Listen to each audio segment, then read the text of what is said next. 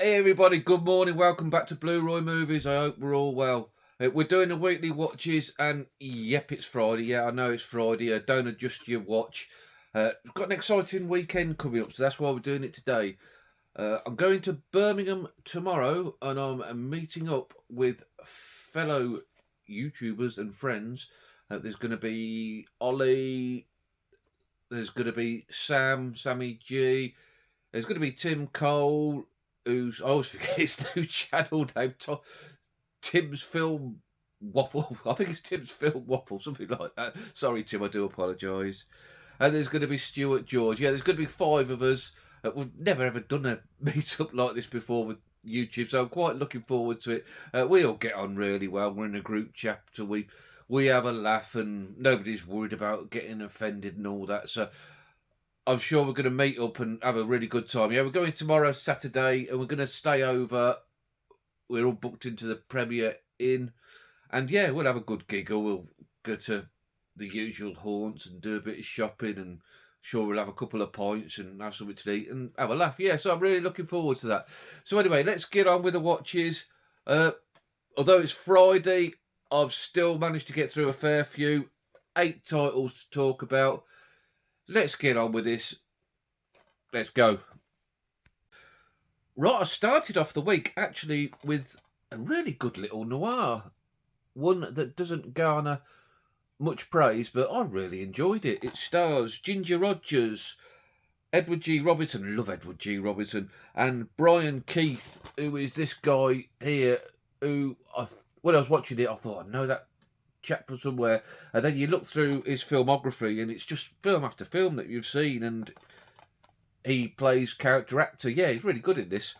Yeah, this is about Ginger Rogers' character, and I only think I've seen her in one of the film, which was the Major and the Minor with Ray Milland, Billy Wilder film that I'm a big fan of.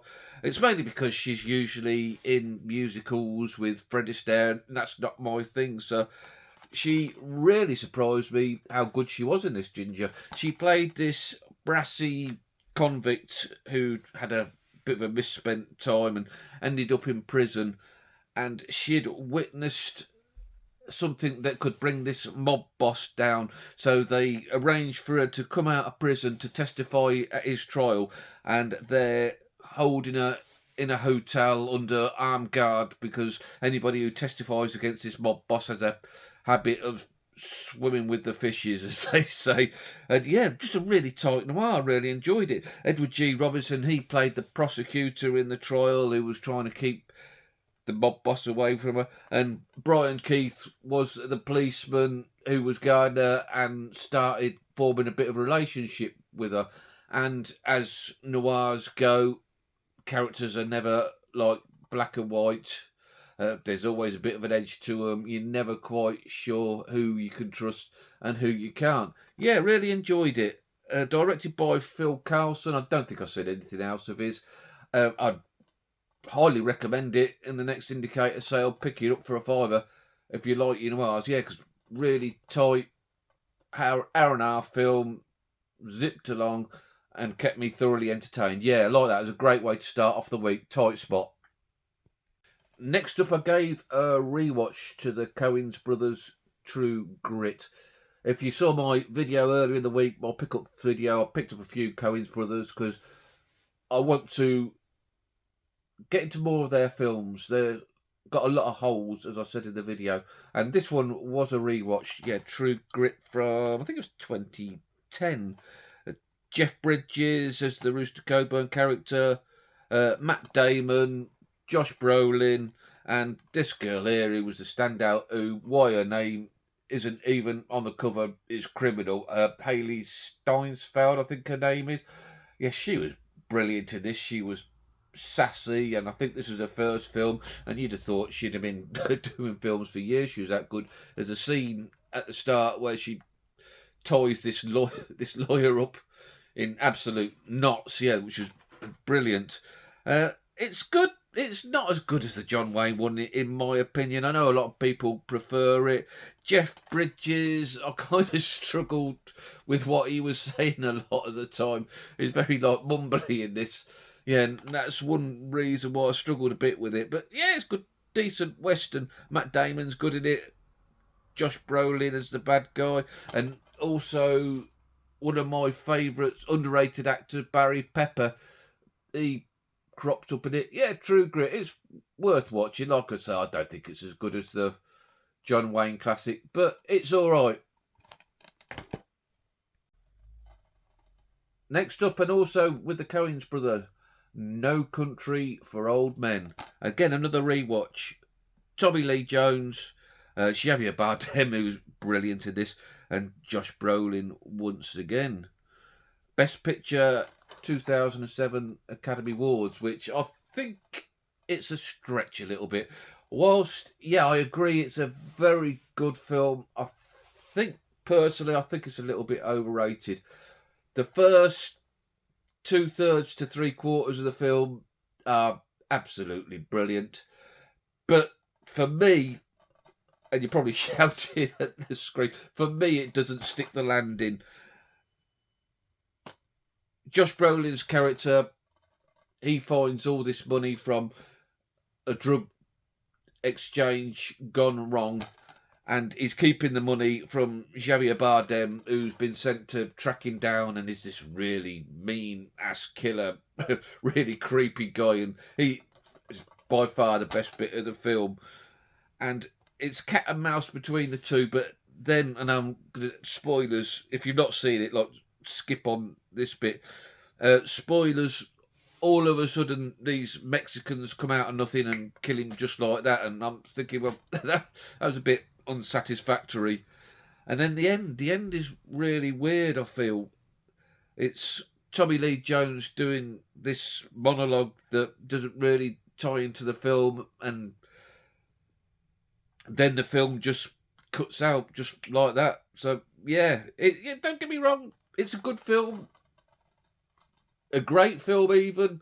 It could have been a brilliant film, but it just tails away for me at the end. Like I say, Bardem definitely stand out, going around with his cattle gun thing, killing people, flipping the coin, see if you win or lose. Win or lose is whether you're gonna live or die. Yeah, good film, not brilliant. Next up, another rewatch and a little low budget action film that I kind of dig. I've really enjoyed this. Standoff with Lawrence Fishburne and Thomas Jane. This is about there's this little girl and she's autistic, and the way she deals with autism and gets through life is she carries a camera around and she basically photographs everything wherever she is. And one day she's in this graveyard and she's taking photographs and randomly takes a snap of Lawrence Fishburne, who's a hitman, and snaps him in the act of doing a hit. Fishburne sees this and he knows he's got to get this little girl dead, or he could be for the eye jump if you like. So he chases her into this house that is owned by Thomas Jane, who's had a bad life. He's had some personal tragedies, and it ends up that Thomas Jane and the girl hold up upstairs at the top of the stairs, and Lawrence Fishburne is downstairs, and they're trying to kill each other and stop each other, and that's where the title Standoff comes. Yeah, it's very low budget, but a good tight little thriller. You're not sure which way it's going to go, whether the Fishburne's going to get the job done and kill the girl, kill Thomas Jane now because he needs to be dead as well, or whether Jane's going to succeed in saving the girl. Yeah, I really enjoy it. Like I say, it's nothing special, but just one of them films that you can stick on. You don't really need to think about it that hard, and it's highly enjoyable. Yeah, I'd recommend that. It's quite cheap. I think you probably get it for £2 or £3 on eBay. Yeah, really like that one, Standoff. Next up, a DVD. I don't think it's got a Blu-ray release. Certainly not in this country. I don't know whether you could import one. And that's Lars and the Real Girl, directed by Craig Gillespie. And good cast in this. Ryan Gosling, Emily Mortimer, like Emily Mortimer. Paul Schneider, Kelly Garner, Patricia Clarkson, again, underrated actress. And this wasn't what I thought it was going to be. I thought it was going to be sort of like a gross out type comedy on the lines of, I don't know, Weekend at Bernie's or something like that. But no, it wasn't that at all. It was quite a heartful comedy drama. It's about Gosling, and the second film, he's got mental issues. He's very delusional, and he orders this like authentic type sex doll off the internet and takes her in and acts like she's a real woman. And when she talks about her to friends and family, she talks to her to like she's real, and takes her everywhere with him to church because he's a religious guy, and all round the neighbourhood, out for walks.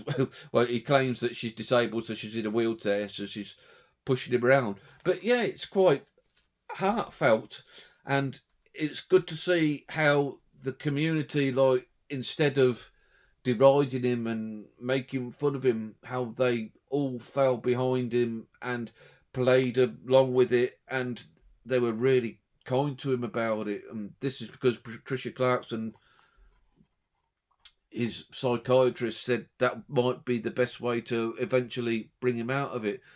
Yeah, quite enjoyed it. It was decent watch, and a shame we haven't got a Blu-ray. I think Ryan Gosling, he surprises me every time I see him in something.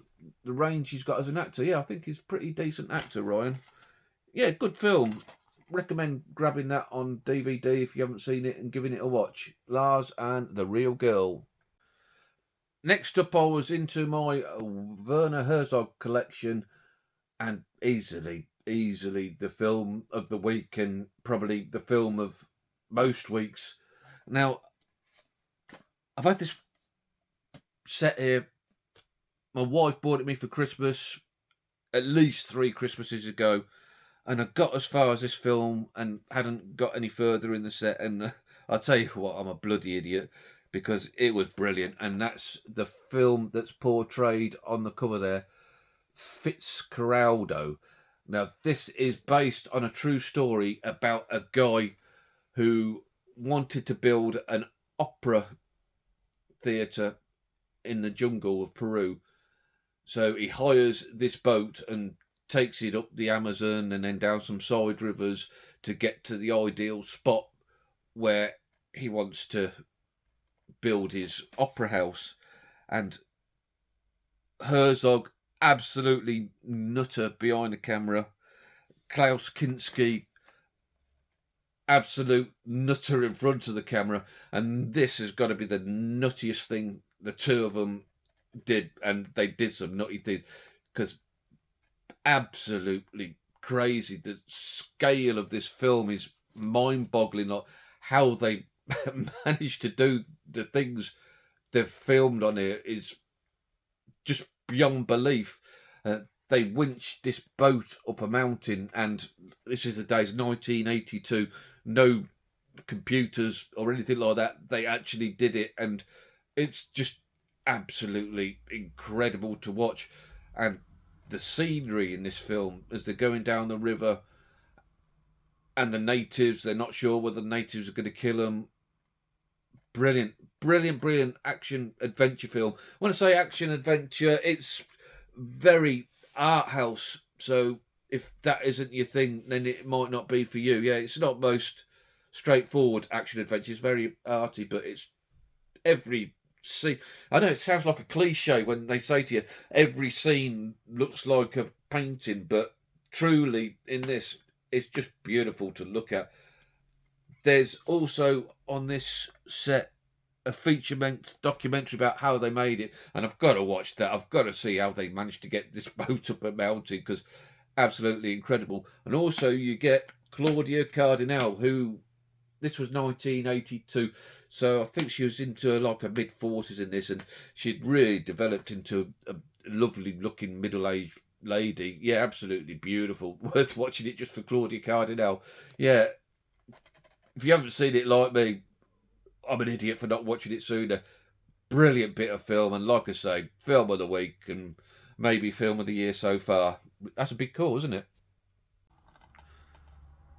Next up, The Limey from Steven Soderbergh, which this Blu-ray was very kindly bought for me on my birthday by my son's lovely girlfriend Katie. So Katie, thank you very much for that.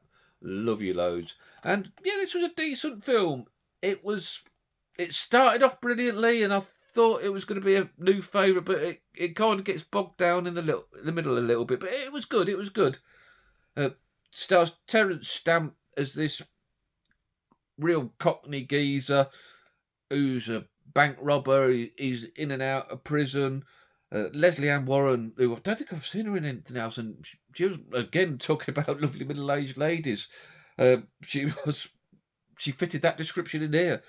Lewis Guzman, who's character actor in a lot of things, Barry Newman, and Peter Fonda, who was looking extremely like his father in this film. And this is about Stamp's character. His daughter has been to America, and who's the daughter? Melissa George, I think, and she'd been murdered. So he's going out to bring retribution to the people who was responsible for her death.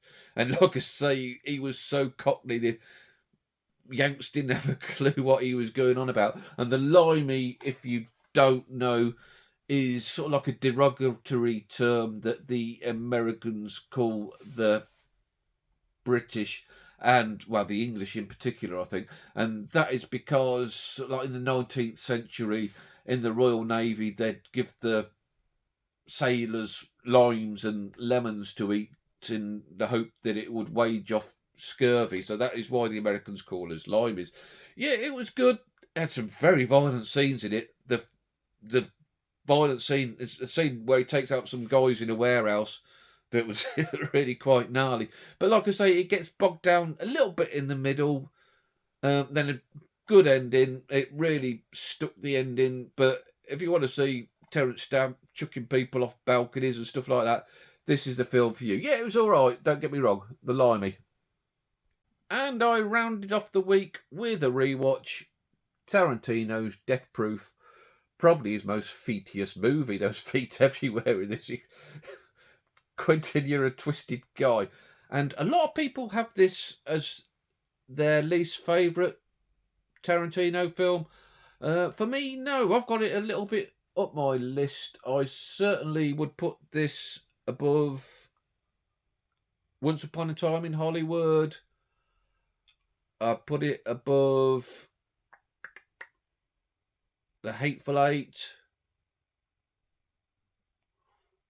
Would I put it above any others? Maybe. Yeah, maybe about there, I would have thought. And don't get me wrong, I love all the Tarantino films, but I think this one is a lot better than people say. This is about Kurt Russell, who plays Stuntman Mike, and he has a penchant for killing voluptuous young women with his car. And there's a lot of the trademark Tarantino dialogue, which I really enjoyed, just to see these girls out in the bar enjoying themselves, chewing the fat, talking about life. It's what Tarantino does best, and I could sit through it for ages. But I think that's what puts a lot of people off. It's very heavy in that way for the first half of the film till the action kicks in, but then when the action does kick in, oh boy, does it kick in. Again, there's some gnarly scenes in this. Especially the first car crash scene where Tarantino does it from each girl's perspective who gets killed, and there's a flying leg going across the air. Yeah, really, really good. Yeah, I really enjoy the ending in this is so satisfactory when Stuntman Mike gets what's coming to him. Yeah, I like Death Proof, and for me, yeah, it's probably about sixth or seventh in his list. Death Proof, Quentin Tarantino. So that was it. That's it, guys. That's what I watched this week. What did you think of them films? Any of your favourites there? Any you hate? Am I talking crap? Well, probably am, and it goes with the territory. Give me a like if you like what I've done here today. Maybe think about subscribing if you want to hear more of this twaddle and you want to hear about what goes on in Birmingham. Birmingham, lock up your say grandmothers. They always say lock up your daughters. Birmingham, lock up your grandmothers. Good God. I'll catch you all later. See ya. Bye-bye.